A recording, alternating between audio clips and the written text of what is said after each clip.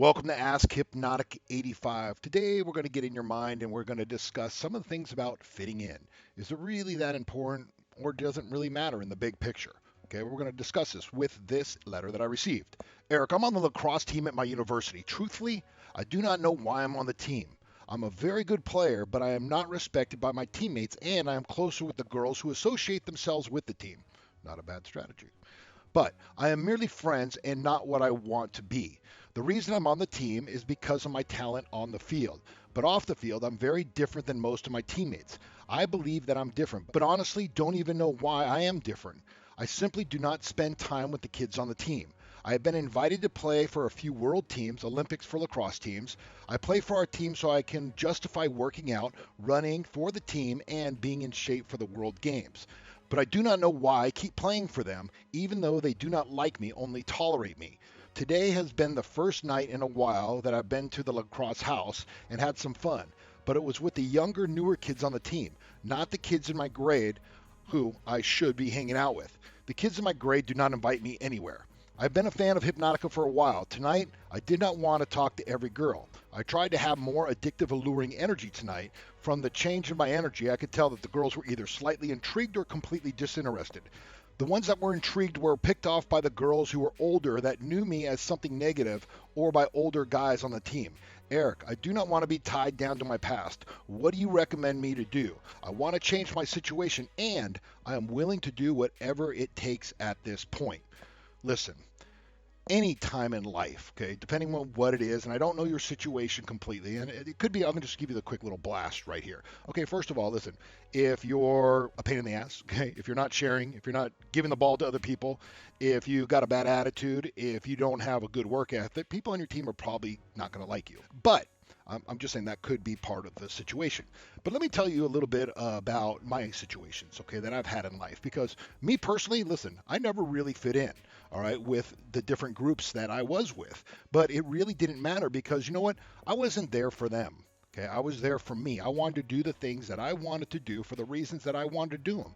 Okay, and in life, it doesn't really matter. No one really gives a hell about you or where you're going in life. Okay, really, except for you. That's just the way it is. Now, in the situations that I've been in the past, okay, let me give you a couple examples. Now, one of the biggest problems that most people have is they give a shit about what people think about them. It does not matter, especially you're going up the ladder right now. Most of these people probably are not going to be in your life. Maybe you don't have the same things in common.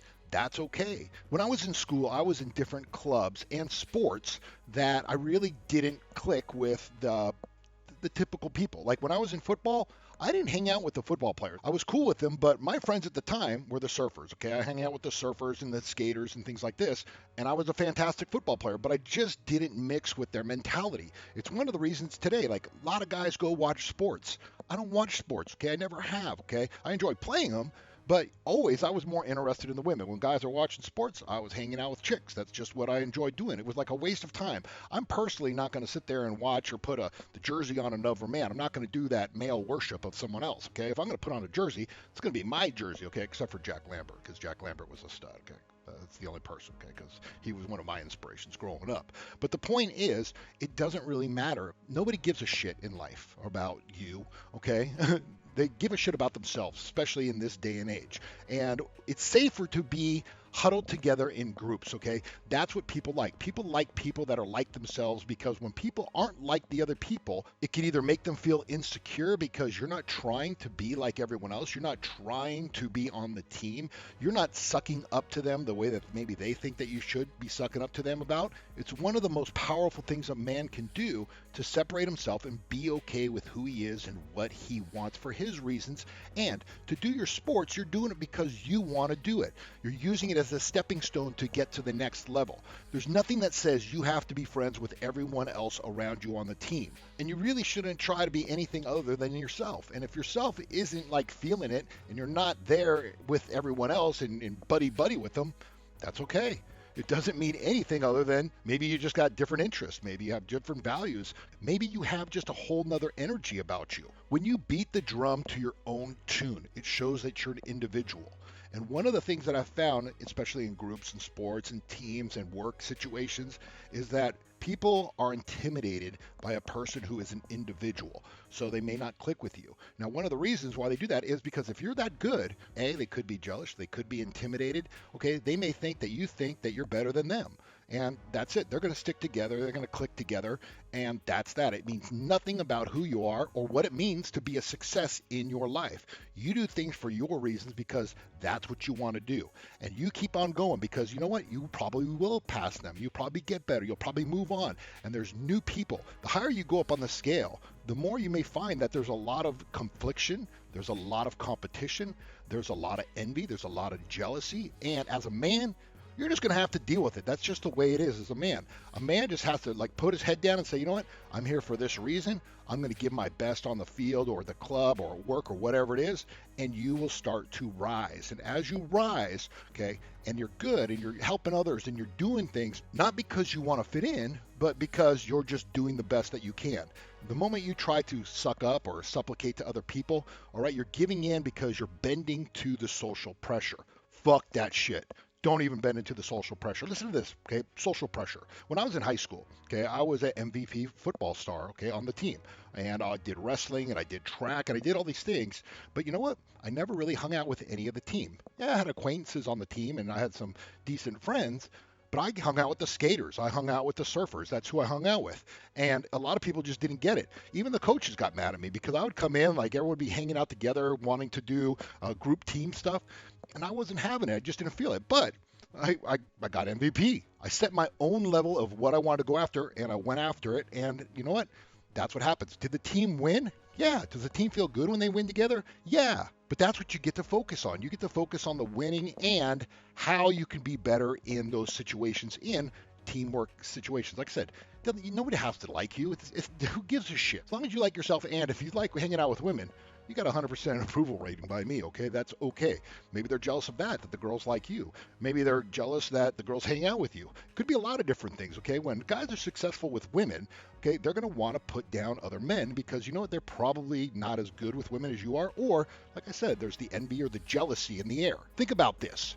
In a tribe, okay, we're going old school. Who are the most powerful people in the tribe?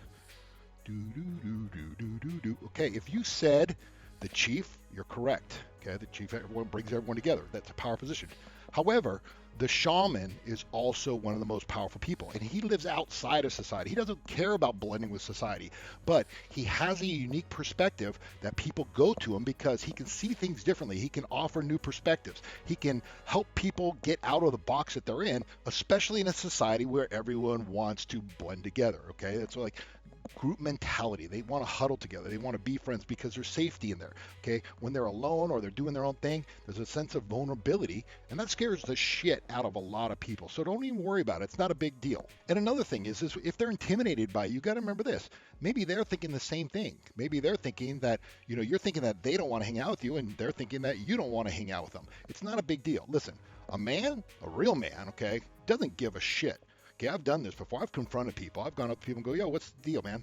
You know, or hey, you know what? I'm trying to figure out why we're not blending. Could you be open about it as a man? Can you look me directly in the eye and tell me what you think it is? Or maybe you can offer me a perspective that I'm not familiar with, that I'm missing. Now, if they're backstabbers or shit like that, expect for them to lie to your face. But if there's something there that's valuable that can give you a little bit of introspection on maybe a little personality glitch that you have or something like that, let them say it. Go up to a number of different people. Like I said, even if they all get together and laugh and talk and do things like that and make you feel bad or try to make you feel bad, it doesn't matter because you're learning valuable things. If 5 people say the same thing, that you seem arrogant, okay, you got to look at it. It may not be true, but you got to at least look at it. Here's another situation. When I was younger, okay, I was a stripper, okay? I was 21 years old, okay, fresh. All the strippers that we went on the road tour with were like 28, 29, 30, and I did not really mix with them at all. Like they were just in another level. I didn't understand their mentality. Okay, and they used to tease me a lot because I was asking lots of questions because this is the first time in my life that I was seeing guys being so successful with women. It blew my mind.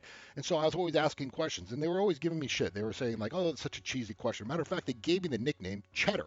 All right, until I figured like everything was better with Cheddar. But it took me a long time, and I really never fit in with them. But you know what? I wasn't there because of them. I was there because of my own experience. And you know what? I went through that experience, and I look back, and I'm glad that I went there. I'm glad that I went through that situation, okay? A lot of guys would be like, I just feel uncomfortable. I don't feel wanted. I'm going to fucking cut out. Not a true winner, not a true warrior. A true warrior is going to go through shit and do it because he wants to. That's his choice. And I'll give you another situation. When I started working for Cheetahs, all the guys that worked at Cheetahs were the owner's friends for like 20 something years. When I went in there, they did not like me. They were very threatened by me, and a lot of guys backstabbed me. I mean, big time backstab, okay, to the point where I was like, what the fuck? Like, I wanted to seriously be kicking some ass, okay? Didn't kick anyone's ass, but it really kind of showed me like who was who and who was what. And when I looked at these older guys, I'm like, that's just fucking sad. You know, being threatened by a person who comes in, okay, is a weak move, okay? But that shows you where they are because they've been like hanging out for so long. That was their insecurity with the situation.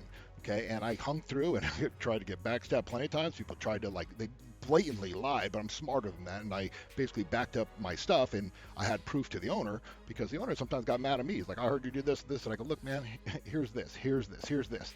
But when you live the truth and you go through it and you do your best, you can always come back with the facts. Imagine that. Come back with the facts. Go, oh, this was the situation here. This is the situation here. Here you go with this. In life, you're never going to know who is really like your friend unless you have the really, really close friends. As a matter of fact, like most people in life have, if they're lucky, if they have really 10 close friends.